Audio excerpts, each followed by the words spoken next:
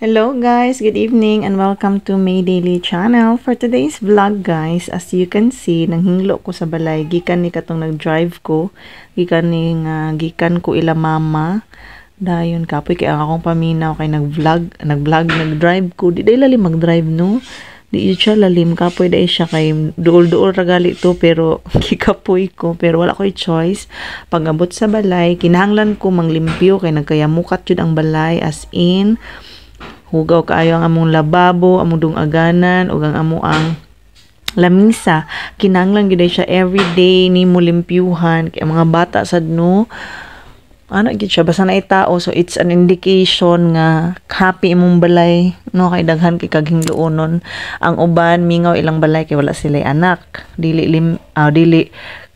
hugaw ilang balay kay walay nagtikaw-tikaw, walay tao. So salamat sa Ginoo nga inana ato ang balay na ay limpihonon kay nagpasabot na ay nagpuyo, malipayon nga nagpuyo, nga nagtikaw-tikaw, buhi ang mga tao sa atong palibot. Praise God. So gusto na akong i-share bisag dili siya kayo related sa atong video. Ang about sa mga batanon, mga dalaga, nga nag-eskwela pa, mga babae, nga grabe kaayo ka busy sa ilahang life sa paghuna-huna o pagkonsumisyon sa ilahang mga love life.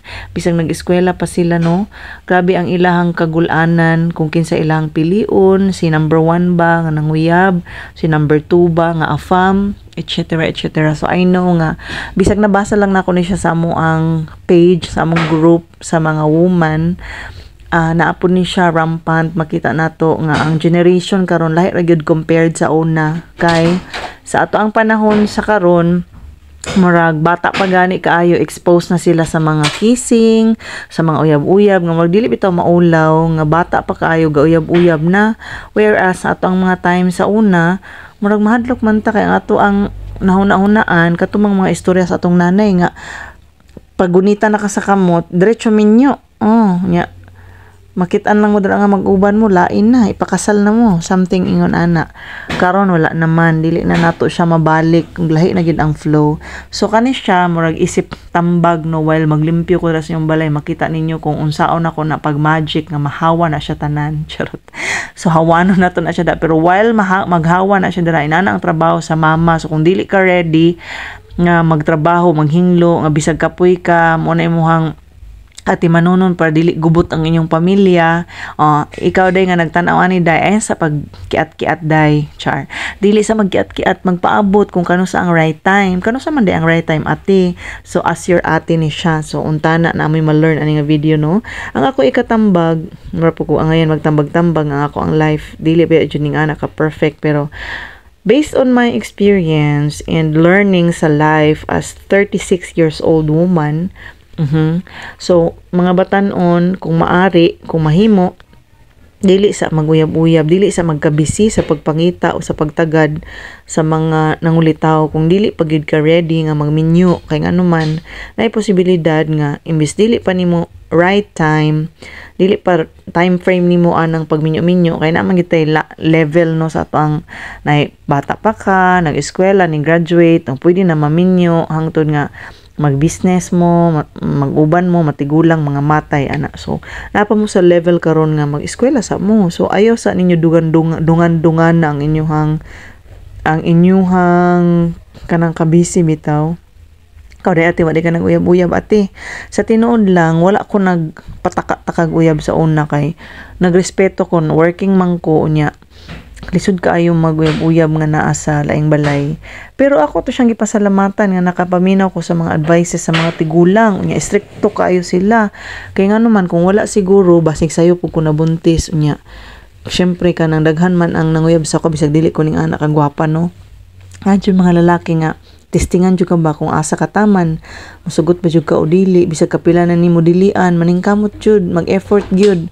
Unya kay maerbe nang mga ning ana no sa nanguyab pa pag pag mangminyo na usahay dili man noon tanan, pero usahay gyud kung magsige nag-uban murag dito na dayon kamaluyan na ka, kita na nimo ang mga baho, ang tinuod nga pamatasan na tanan ya wala nay prino-prino ang baba ana nya magkadugay, magka-fade ang inyong love sa isa't isa, lalong-lalo na kung wala nahimong center si God sa inyong relationship.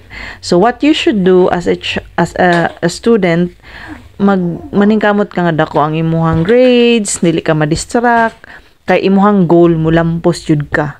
Dili ka mabuntisan, dili ka makaundang, dili ka masakitan, dili ka ma-distract, no? Imuhang goal gyud nga na kay maabot, kay lahi ra jud kaayo ang babae nga naa siya nakabot pod, educated pod siya, bahalag na ra ka sa balay pero daghang kang nahibaluan na kay skills, no? Pero di nato siya ma-acquire hinuon jud kung dili gid ta mag-learn, wala tay studies, dili ta mag-eskwela, murag limitado ang ato ang pamuot ug ang ato ang pagsabot sa sosyedad.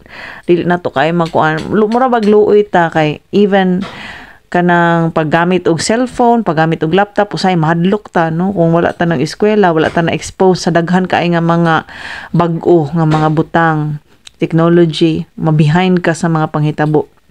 So kung nakay opportunity nga mag-eskwela, eskwela sa kay sayon ra kayo ingon nga okay ra man nimo uyab-uyab pero dili gini mo matagna, madisgrasya no mabuntisan or makita nimo nga ang lalaki di ay responsible, no? Dili na dai siya, naay mga lalaki nga ning ana nami silingan imbis na ka-eskwela na siya balik, bata pa siya kaayo pero nabuntis siya. So niingon ang lalaki nga dili daw niya panagutan kay dili daw iya. Kisa pa lain ato nga sila naman nag-uban, no? Nya siguro nakita niya nga ang ihapong uyab naapoy mga barkada nya makaangkas-angkas ka og laing sakyanan or motor. So naay mga lalaki nga ingon ana, so dili nato sila ma-blame ug dili kita katag na mo nang mas maayo kung makita nato kung kursunada ba gyud siya o sakto ba gyud ang iyang mga motibo, iya kang pakaslan. So karon pag-abot sa panahon, mangutana mo sa ko unsa man di ang timailhan ati kung ready na ba jud nga maminyo, pwede na mag-uyab-uyab. So unang-una, kinahanglan aprobado mo sa both parents, sa side sa pikas ug sa pikas. Kay red flag gyud na kaayo ang atong mga parents, kinahanglan nato sila i-obey, di ba? So sila ang pinakauna nga maghatag sa imuha og blessing.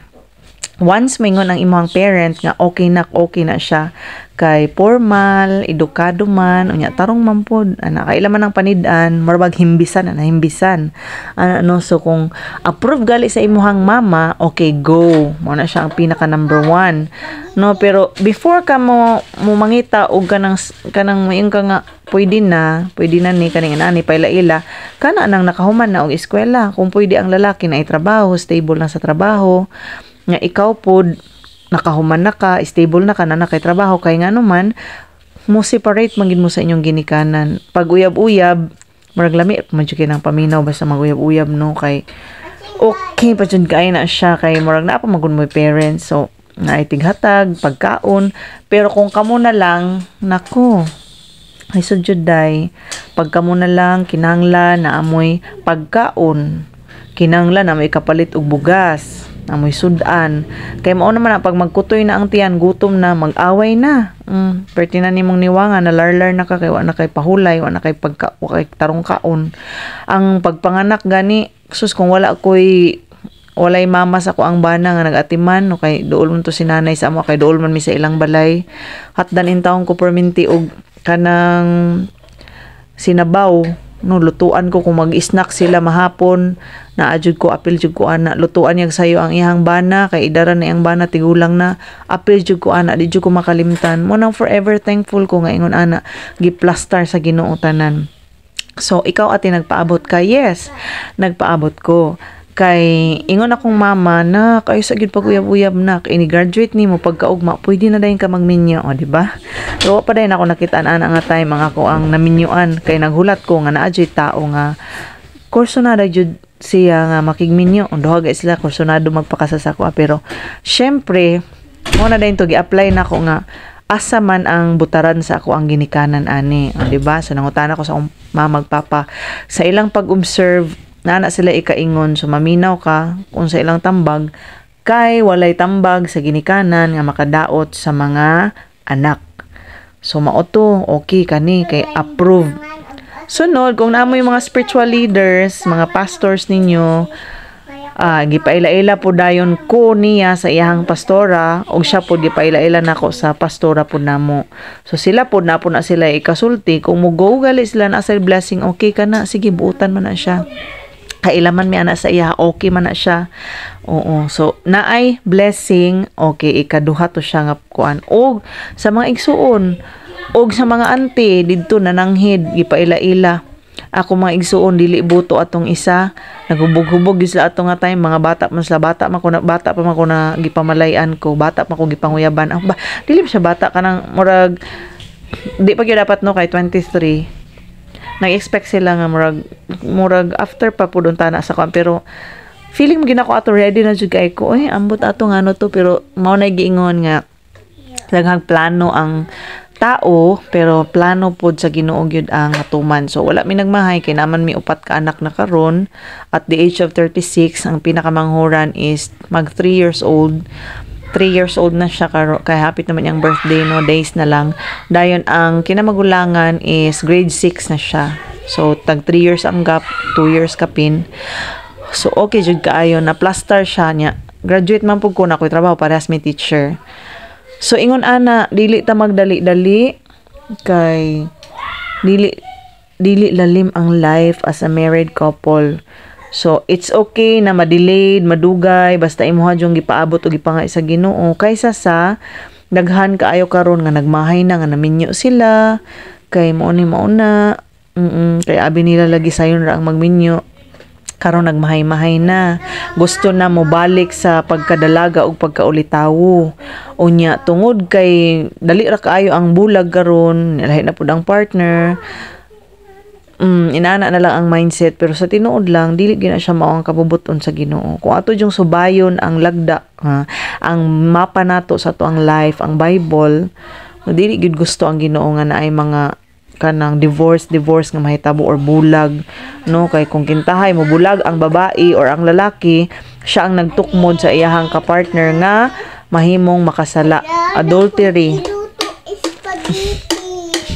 Akong anak guys, so mao na no nga dili gyud siya dali-dali dapat unya ang kanang dili na siya bad ang kanang sex kay gasa man na siya sa Ginoo nga gihatag, pero sa mag-asawa. So mo na siya ang blessing sa Ginoo or gift sa Ginoo sa mag-asawa. So kung mag-una-una taghimo ana, no, kanang wala pagali na kasal, lisod kaayo kay naay hold si Satan sa atoa. Muna siya ang doorway sa kaaway nga na siya hold sa atoa nga mahimong tinunglo ang ato ang life. So dili po pud ulahi ang tanan. Let us ask for forgiveness kung nahitabo na siya sa atoa, and let us continue to obey God's word. Nindot jud kaayo kung parehas mo nga lagad sa Ginoo, mahimong matinud-anon, Kristohanon nga kanang mature jud bitaw, dili immature, no, nga mga Christian kanang adyoy tinuod nga kahadlok sa Ginoo og nag-obey na kasing-kasing mo kuan jud mo mutuman kung unsa gyud ang sugo sa Ginoo sa ilang mga kinabuhi. Kaya nga ato ang purpose dili man jud ang kanang magpaharuhay ta, magminyo, laglag, dili man kana ang pinakasugo jud sa Ginoo sa ato is ihatang gamiton para sa iyang glory. So unsaon man paggamit sa Ginoo sa ato kung dili ta mahimong clean nga vessel, no, kanang panudlanan ang kanang mga sala nga mao'y makapababag nga dili ta mahimong vessel sa anointing sa Ginoo. So sayang ang ato ang pagkakristohanon kung naa siya sagol nga mga lama, no, dili ta mahimong pure at tubangan sa Ginoo.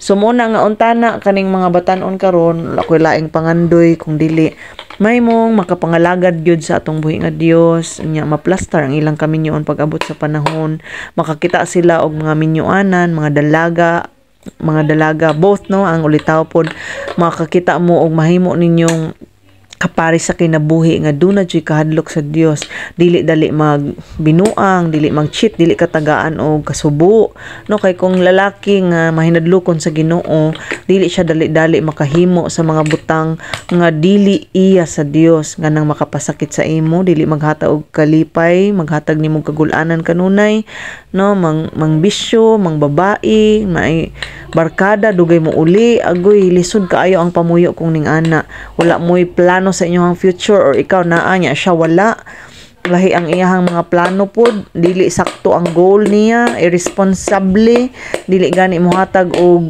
kanang pang kuano si tawag ana pangkaon ninyo. So unsa man maglisod mo ana inyong mga anak puhon. Unsaon man na ninyo paglambo kung inana mangita ka og lalaki nga kaparehas nimo ihatag na sa Ginoo sa imuha. Dili ka mangita na lang mag-pray, ana yung right term. Pray for God's plan kay ang Ginoo kung siya ang maghatag, the best gid na iyang ihatag. So magpaabot sa sakto nga panahon kay ang Ginoo magpaigo na siya'y sakto gyud nga panahon sa tanan-tanan. So nakita niya ang imuhang ugma, so dili ta maguna-una, ana no. So, na-bother lang ko ba kay halay na gid ang generation karon no. Grabe na sila kaayo ka busy, grabe na sila kay ka worried. Nya inaana nilang mga pangutana kasi pilion kani ng eskwela pa. So, I hope also nga ang mga parents mahimo pud tang makagiya sa ato ang mga anak. So, ako napod ko isa ka babae, tulo ka lalaki. So, as much as I can, by the grace of God, gusto po na ako ni sila nga makakaton yun sila sa sakto po nga pamaagi sa true love waits. Di ba? True love waits gyud mga bata. So, ay lang mo pagdali, pagpaabot lang mo, kay ang Ginoo mo pahiluna sa inyong future, no? Makahuman mong eskwela, makakita mong buutan nga bana ninyo or asawa, kanang mga asawa dong na mabilin og balay, kanang kung wala ka kasaligan siya dili kay dito pud manilingan or naapoy laing ka iro-iro na unsa na lang ug kana pong mga lalaki jay nga bisag asa sila mapadpad mag-faithful sila sa imo kay naas like hadlok sa Ginoo. So pa akong iPhone guys, so almost done. Grabe pila ka oras mang limpyo pero dali ra kaayo maghugaw-hugaw, mahugaw. Mag final pa ko og map silhig yan apo gid dito. So dili lalim ang trabaho sa usa ka mama. Uy, in fairness. Yeah. Mo nang mga lalaki ha, dili jud mo magbinuang sa inyong mga asawa. I-appreciate ninyo inyong mga asawa. Kung mahimo inyo jud silang kuanon irespeto.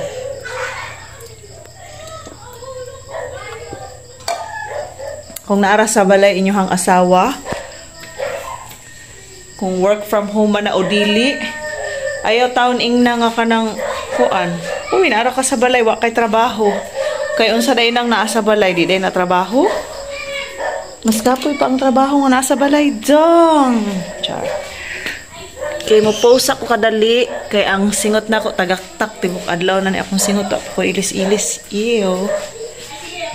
Himasa ko taod-taod. Limpyo na. Okay, dito food. Thank you guys. Post at kadali ha. Lingkod sa ko. Okay. Check sa nato dali.